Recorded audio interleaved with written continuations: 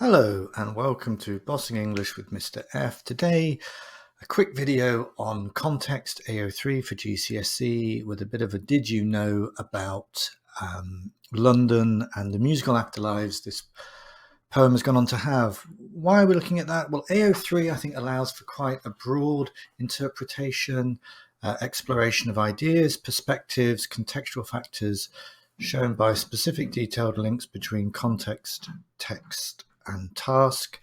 So for the top mark, you want to do convincing exploration of one or more ideas, perspectives, contextual factors. And today I'm going to give you something that shows you how the messages within the poem have continued to inspire musical artists in later generations. So London we looked at in an earlier video, here as illustrated in the original Songs of Innocence and Experience version by the poet himself.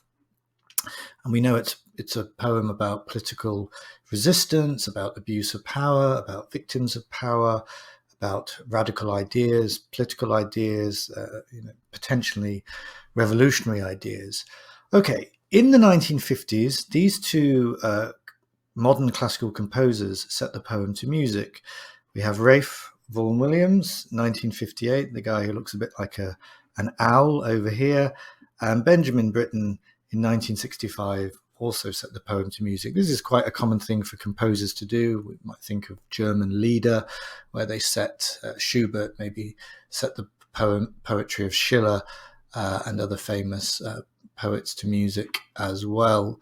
So that's a very strong tradition of setting poems to music in classical music history.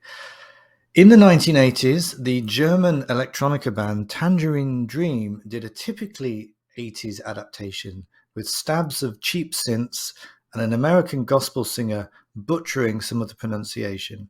So instead of Thames, we get Thames.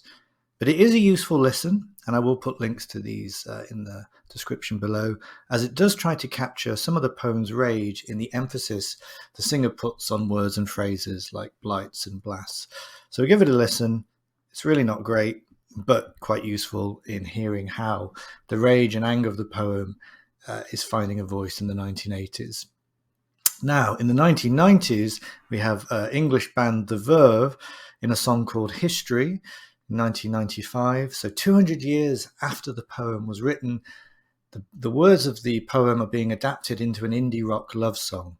It's fairly rubbish, to be honest. It feels like a rehearsal for the later and better Bittersweet Symphony with the use of strings and rock guitars.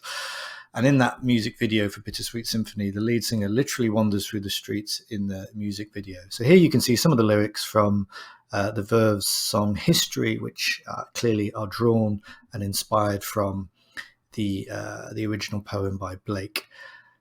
And in 1996, a year later, again, just kind of 200 years later, Sparkle Horse, an American indie rock band, did a straight musical adaptation, turning the poem into a literal song of experience.